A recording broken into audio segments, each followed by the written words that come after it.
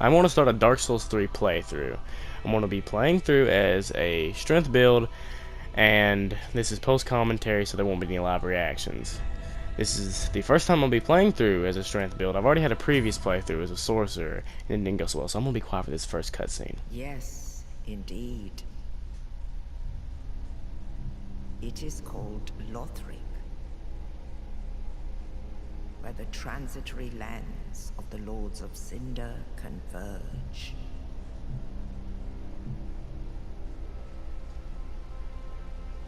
In venturing north, the pilgrims discover the truth of the old words. The fire fades, and the lords go without thrones.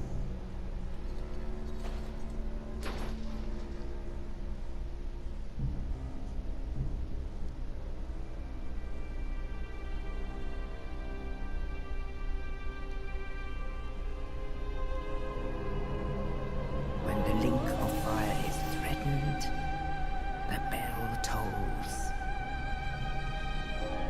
unearthing the old lords of Cinder from their graves.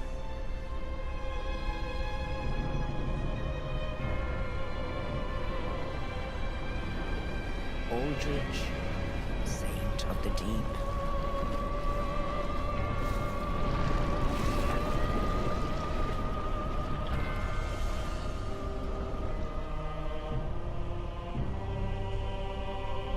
Farron's undead legion, the Abyss Watchers.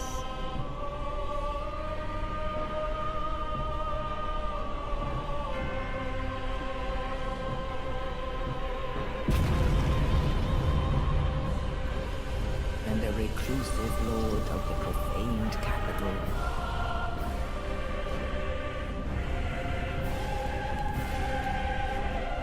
Yom the Giant.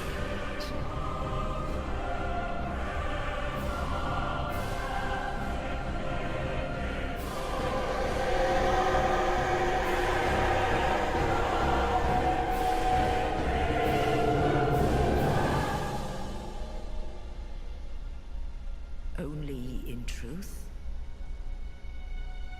the lords will abandon their thrones.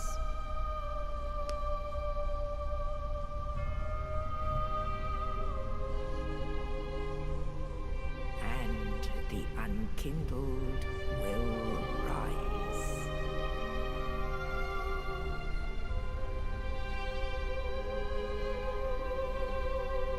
Nameless, accursed undead, unfit even to be cinder. And so it is that ash seeketh embers. That's the end of the cutscene. So yeah, we're unfit to even be cinder. Not by the end of it, we won't be, at least. This is the character customization. I'm going to start off as a knight. I usually go with the default settings for appearances because I really don't care. Considering I'm going to be in full armor the whole game usually, unless I'm overburdened. I don't know why I'm taking so long to put my name in. Well, yeah, I guess because I was thinking of it. Oh, okay. Okay, I pick the life ring because it gives you extra health. Starting classes. I just do that because I feel like it makes you easier to get hit. It's a placebo effect. Like, not as easy to get hit. It's a placebo effect for me. Yeah. So we're gonna get started here.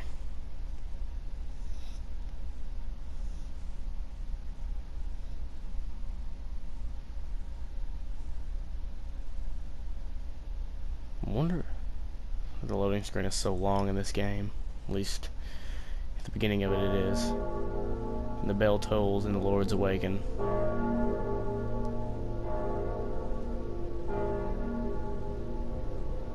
We're just gonna crawl out of a grave here like, huh? That was a good nap, but yeah. Something I've been wondering, if the bell tolls and the lords awaken, does that mean you are a lord and that you're awakening? Think about that. Could be completely wrong, though.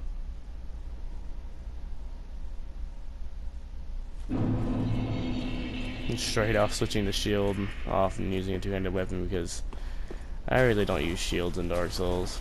I rarely do, at least. Easy beginner enemies. I think they're one-shotted, yeah. I'm gonna get every item in the Cemetery of Ash. I believe that's what this place is called. The only real challenge here is a giant crystal lizard later that I have a little bit of a problem with, but it's fairly easy. Really won't be needing Ash and Estus Flask considering I won't be using it this whole game.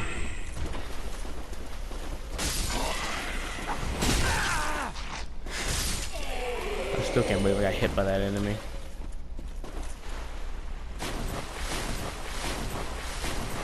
And here comes a rather boring and tedious part of this video.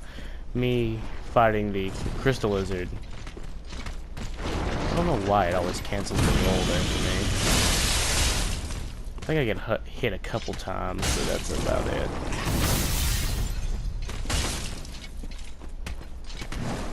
These things are really easy as long as you just stay like in between them, like in between the tail and the head. No real problems I have with them. I just get a couple of lucky hits in every once in a while. They don't do that much damage, and I don't think they build up curse. I don't think they do. I could be wrong though. Yeah, they're relatively easy to fight locked on or locked off, but I prefer locking on to a lot of the things in this game. I think really the only thing I don't lock on to is Aldrich, and you'll see that for later.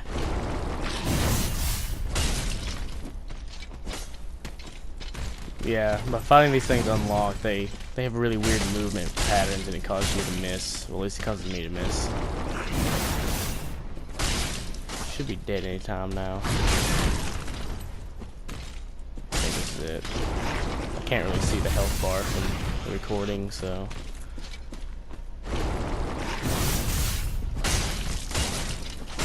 Yeah, that's it. Get your Titanite scale, which you used to upgrade boss items and like boss items from previous games that you find is just items laying around.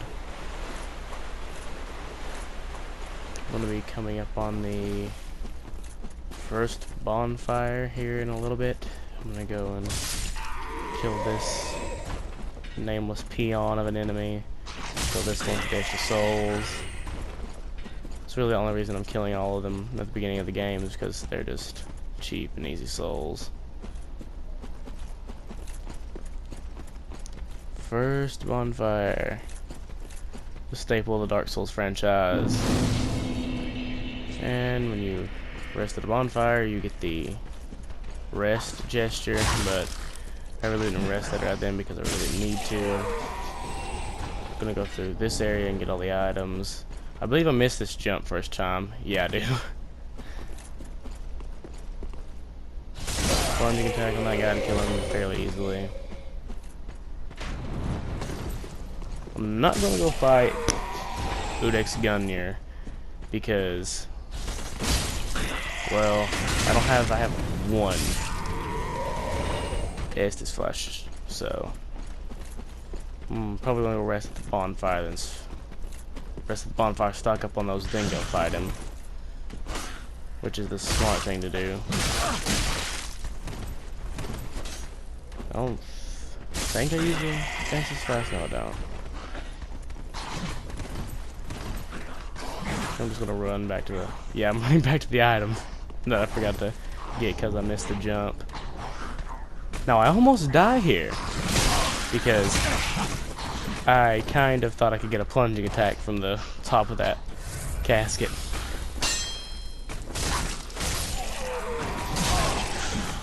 And I'm gonna kill this guy, and I'm gonna probably run straight back to the bonfire.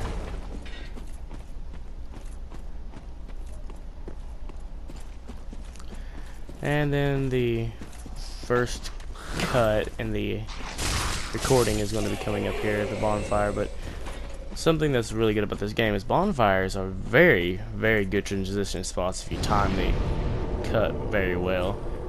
As you can see, there. You could barely tell. If you're paying attention, great enough you could tell, but they're good transition spots because there's not really a lot of things that change when you're sitting at a bonfire. And then we go straight to fight. Udex Gunder. Granted, this is also the first time that I had fought him with a melee character, so I almost died. The other time I fought him with a sorcerer.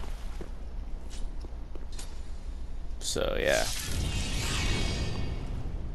And since recording was kind of weighing on me, it kind of made it like, don't mess up. Because if you mess up, it's going to look bad. And it's like, okay, I'm going to mess up now. I am very cautious with this, because if you fought Champion Gundyr, you will learn to fear that moveset. Fortunately, he doesn't roundhouse kick you like Champion does.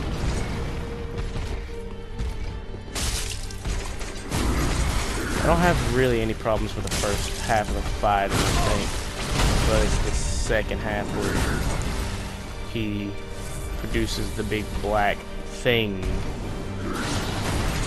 I don't know what it is, which I think should be the next hit. When he goes into that form.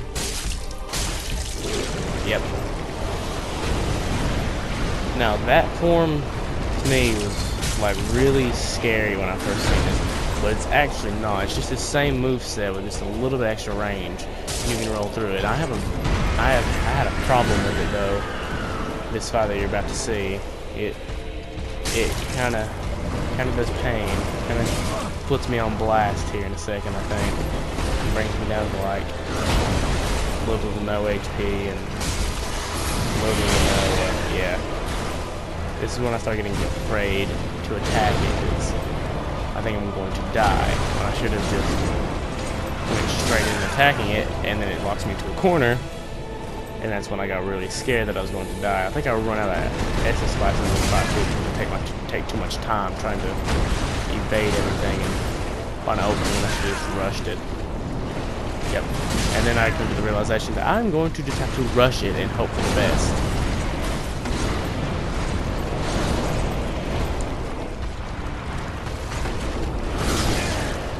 Yep. Takes me one hit away, and this is when I unload a full stamina bar on him. And win by the hairs of my chinny chin chin.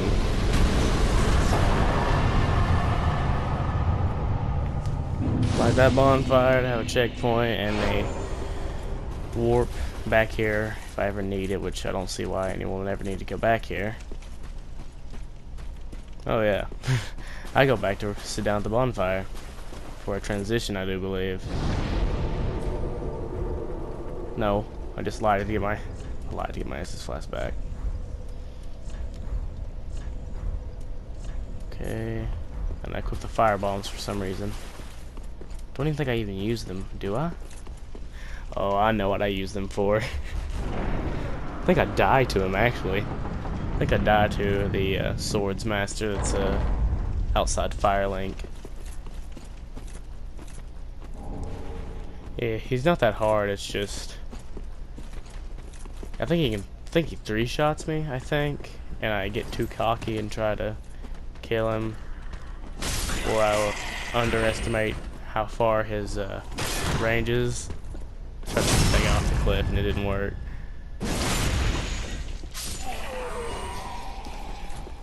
This is a cleric. That's a homeward bone. Homeward bone. The chimes up here, I do believe, which chimes are used for miracles, and I probably won't be messing with that considering that I am using a pure strength build. But strength and miracles, if you can actually balance them well, is a decent combo together.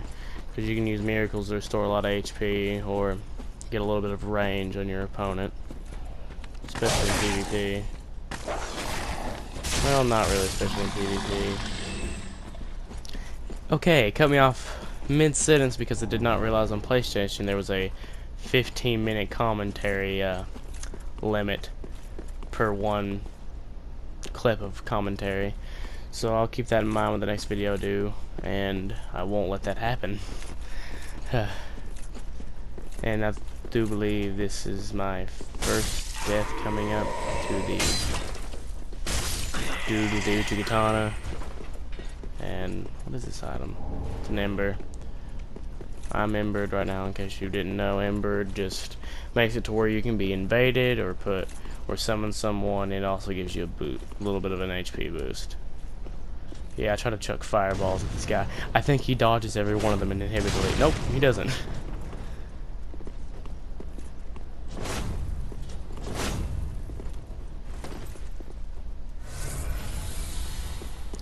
That attack can actually set him up for damage, but I do think I die here, at least. He can hurt very much, but you can stun lock him into submission.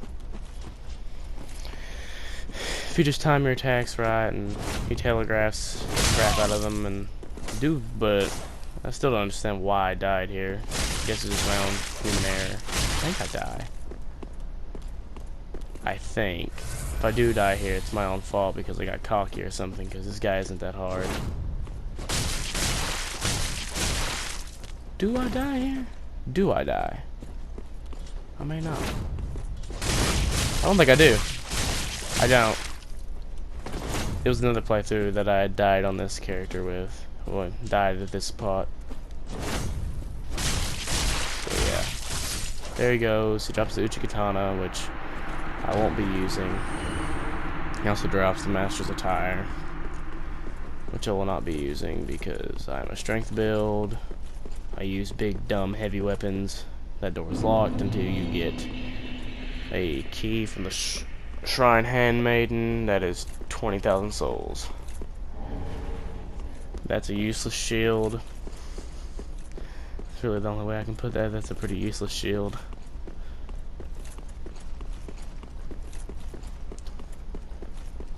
And I do think that this... yeah, there's an item back here. Another homeward bone, which you can use to teleport to the last bonfire you rested at, or the shrine bonfire.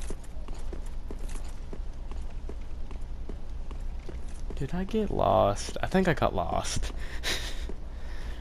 For some reason, this is a really weird place for me to navigate.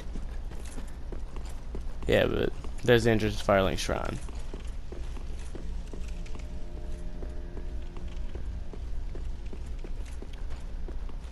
There's the Firekeeper.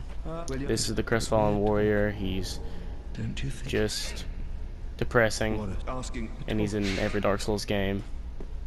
And I think he's in Demon Souls too. These are the Thrones of the Lords. This guy can make turn boss souls into boss weapons. There you go. And that's the Shrine Handmaiden. I just skipped their dialogue. I'm sorry if you wanted to hear it. And there's nothing really important that you should buy from her at the beginning unless you, I don't know, want maybe embers or something. That's Andre the Blacksmith, and he's from Dark Souls 1. And that is pure nostalgia for a lot of people. He upgrades your weapons and reinforces your Estus Flask and allows you to allot your Estus Flask, which I currently do, to get rid of the Ashen one because I will not be using magic this playthrough.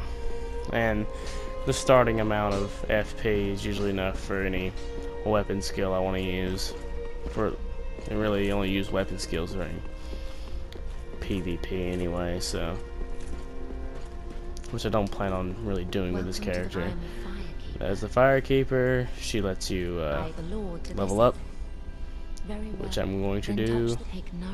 Forgot what stats to put into, but I'm pretty sure I put it into strength and vitality. I think I can put one in the dex because there's some decently good weapons that are strength based that do require a high dex stat. One is the Black Knight Ultra Great Sword, so yeah. I think the Claymore requires 12 too, which is the first weapon I get, other than the longsword that I start out with. And the cool sword that was in Udex Gundyr is what we just stuck into the ash there to make a bonfire, which is weird. That cut was not so clean. And now we travel to the High Wall of Lothric, where we will shortly end this episode. And I really enjoy Dark Souls 3, so it's one of my favorite series, Dark Souls is, and ever since I got it for free on Xbox like 3 years ago, so yeah. Always enjoyed a challenge, but after you've played through a game enough times, there's not really that much of a challenge to it anymore. But I can still find fun ways of making it hard. Like ever since I've gotten Dark Souls 1, I played anything and everything that From Software has made after I got Dark Souls 1 for free on Xbox. This includes Bloodborne, Dark Souls 2, and Dark Souls 3. I even played a game that was made by From Software way back called Chrome Hounds. I had no idea they made it. And at this bonfire, which is the High Wall of Lothric bonfire, I will be ending this episode. So see you in the next episode. I need to get that down.